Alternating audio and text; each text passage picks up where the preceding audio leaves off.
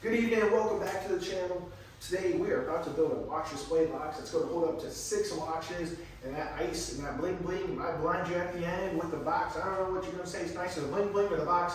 I'm going to let you decide that in the comments down below. I have so much jewelry. I got more jewelry, and it's not even about the jewelry, because if you haven't already hit that subscribe button, go ahead and subscribe. You're going to help grow the channel at this point in time. But enough of that, let's get right into the video.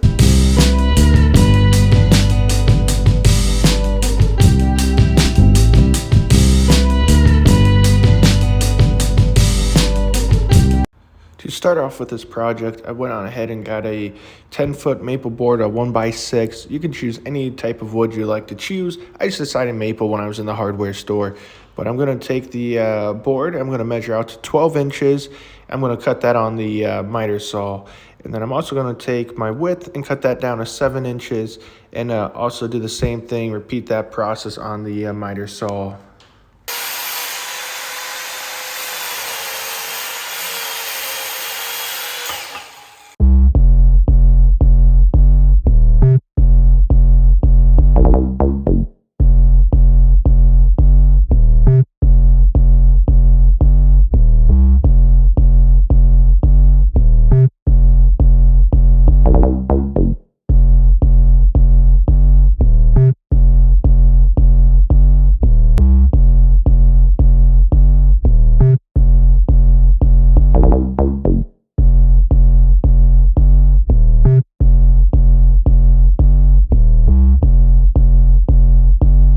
Now I clock into amateur hours because I decided to waste this piece of wood, and you can tell I was frustrated with myself because this was just a boneheaded mistake. Has no clue what the hell he's doing. After verifying that I had the correct way to run this piece on the table saw, I go ahead and rip all the next few pieces. It's extremely important to look at what you're doing before you run pieces, because after you cut it, it's too late and it's going to cost you more money and time. So I had to redo those cuts, and I'm not going to bore you with cutting everything on the miter saw again.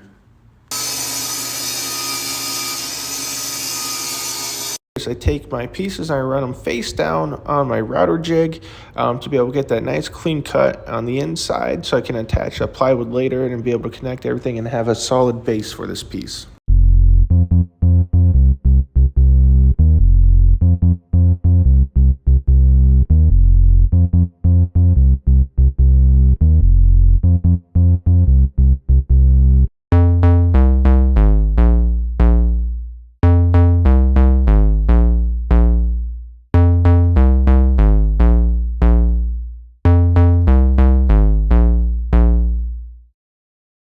Next thing I go on ahead and do is take the plywood. I measure 7 11/16 and 11 1/4 inches.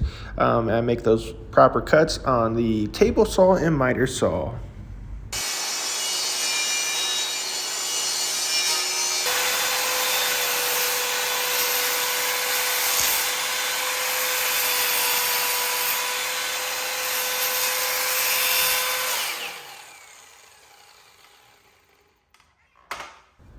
As you can see here on the sides, when I ran that over my router jig, you can see those little gaps. You can always fill it in, or do 45-degree cuts, and that should hide that from showing. But really, I wanted to add some character to the outside, add some depth and layers to it. So it allows me to change up the design, midway through, which does make it a little bit challenging later on. But as you can see here, I do the glue up. I put everything in those little crevices, and then I add the plywood inside there to be able to attach everything and piece everything together.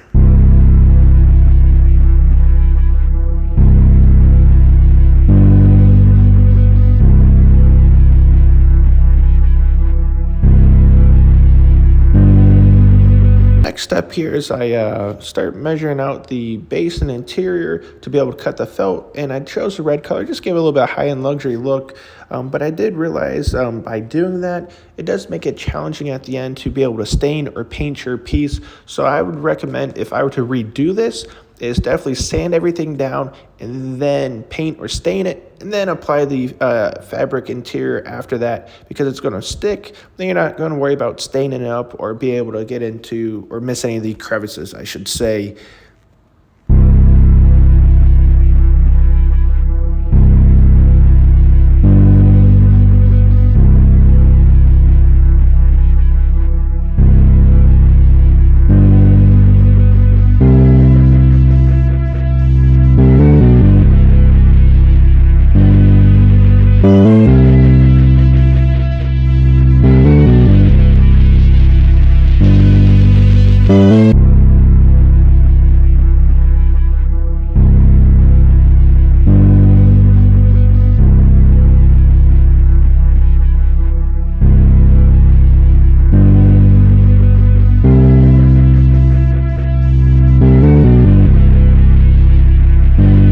people are going to say, you know what, he knows what he's doing.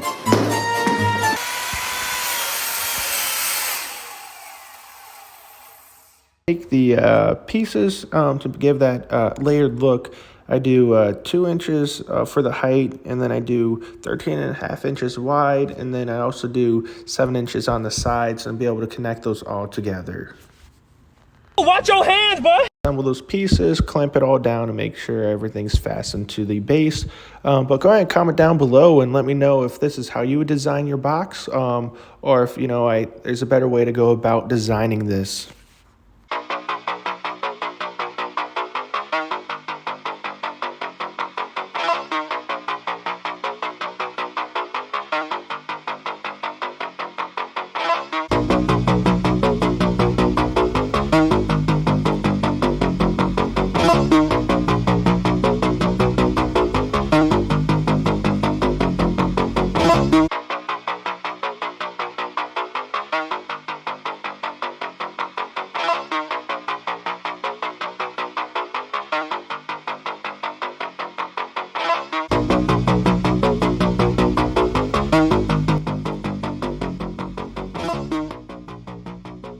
Do is assemble the top, and I wanted to give some overhang and really give it that dimensional look. But if you're wondering how to get glass or acrylic glass, you can go to your local Home Depot and they will cut it down for you. I know I ended up buying a pre-made glass. It was the wrong size, but I got the acrylic stuff. I was able to cut it down to size to be able to attach everything. Now I'm just sanding that top part to make sure, try to smooth it up on the edges. But I did make a mistake on this piece, and it will affect the way the project finishes out at the end.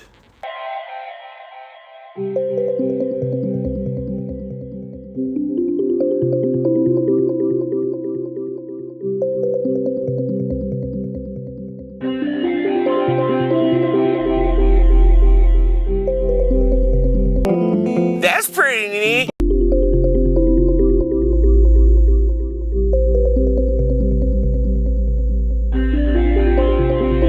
Staining the piece before assembling the wood together and gluing everything up. So if I were to redo it, I would stain everything before I assemble all the pieces together. Oh my God! Wow!